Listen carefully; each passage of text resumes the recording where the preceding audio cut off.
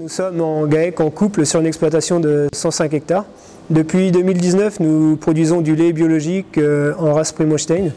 Auparavant, nous étions sur un système conventionnel, lait, céréales, taurillon. L'élément déclencheur a été le fait que je n'étais plus en phase avec ce modèle d'agriculture.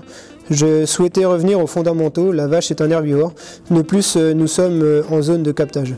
C'est donc ce qui nous a poussé à changer de système. Je voulais tout de même maintenir les performances en production laitière.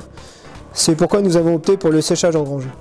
Cette technique permet de récolter une herbe jeune, de qualité, et de finir de la sécher dans le bâtiment en 3-4 jours. En récoltant le foin à 60% de matière sèche, les feuilles restent accrochées, ce qui permet de garder toute la qualité nutritive de la plante. Le séchage en grange nous a permis de passer en bio plus facilement. En termes de travail, c'est plus souple et plus agréable, et le foin a une connotation positive. Sur la santé des vaches, le constat était très positif dès l'arrêt du maïs en silage. Le foin est le meilleur aliment pour la vache, on a à la fois la qualité de l'herbe et la fibrosité. On constate aussi une meilleure qualité du lait, ce qui est aussi bénéfique pour le consommateur. Et ça nous a permis aussi de retrouver un sens à notre métier. Je tiens à remercier le département de la Mayenne, le syndicat d'eau Nord-Mayenne et le GAL Haute-Mayenne d'avoir soutenu notre projet.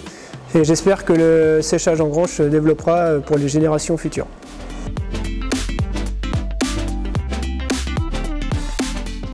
Donc en effet, de par l'évolution de son système, Jean-Noël a pu replanter pas mal de kilomètres de haies sur son exploitation, en parallèle de la remise en prairie de la majorité de ses parcelles.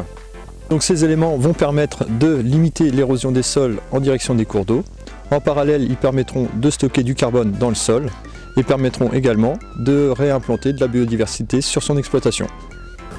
En complément, ces haies permettront à ces animaux de pouvoir trouver de l'abri en hiver et également de l'ombre en période estivale.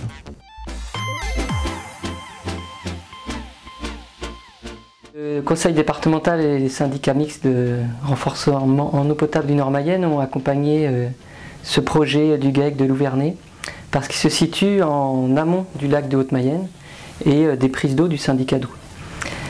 L'objectif de cet accompagnement est de valoriser donc cette évolution de système vers un système herbagé et bocager parce qu'il présente un certain nombre d'intérêts pour la préservation des ressources en eau, en particulier en lien avec le changement climatique. Donc ça permet de réduire l'érosion, de favoriser l'infiltration et la réalimentation des nappes.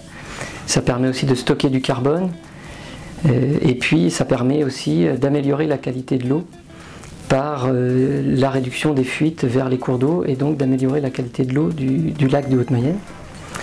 Et ça complète d'autres actions à l'amont de ce bassin versant. De diagnostic et d'études pour réduire l'érosion et les fuites de phosphore vers le lac, comme sur le bassin de la Colmont très récemment. Voilà, il se trouve que ces actions-là sont liées au fait que le lac de Haute-Mayenne est vulnérable à l'ensemble de l'érosion et des fuites de phosphore qui vont atteindre les cours d'eau et qui vont l'atteindre, ce qui provoque ce qu'on appelle l'eutrophisation et qui se caractérise par exemple l'été par des développements d'algues qui peuvent poser des problèmes de qualité pour la production d'eau potable et pour le lac, pour la baignade, etc.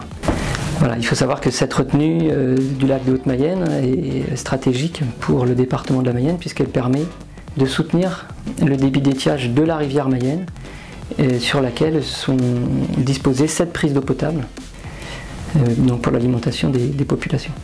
Voilà, donc l'action du GAEC de Louvernay concourt à la préservation de cet ouvrage stratégique pour la gestion de l'eau en Mayenne.